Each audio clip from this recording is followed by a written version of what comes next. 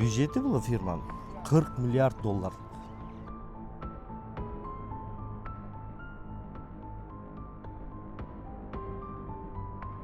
Чалгындоо иштер жүрүп жатат ал жерде. Чалгындоо болуп атат, барып келип атабыз. Бул таштын эч кимге кереги жок азыр. Муну эч ким иштете албайт. Бул мамлекеттик көзөмөлдө турган объект. Мамлекеттик. То что Кундуз Кошалич, же болбосо Ташиев, бул жерде эч ким жок. Аны муну саясатка аралаштырбайлы. Мына Ислам компания жоопкерчилиги чектелген лицензия алган. Жетекчилигинде мунун бул жерге жазбаптыр, бул лицензияга жазбайт экен. Жетекчиси Акин деген мырза бизге келип жүрөт. Жетекчиси же болбосо ушул жерде куратор ушундай эмеда 2 лицензиясы бар булардын. 2 лицензия алган.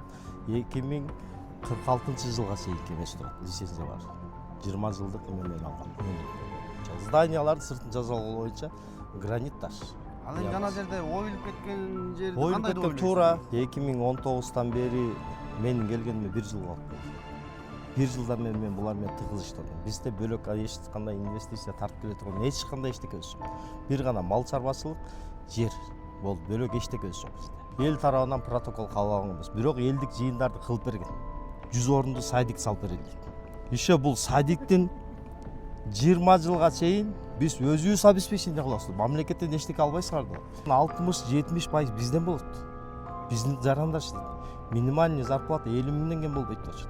Өзүмдүн жумушумда мыйзамсыз эч кандай эчтеке жок. Мыйзамсыз кадамдарга барбайбыз да биз. И барганда жокпуз. Кылбай кое албайт. Алдап кетсеңиз. Булар азыр, булардын бул жака жумшаган акчасы эле өзүлөрүнүн айтканы боюнча 250 миллион доллар.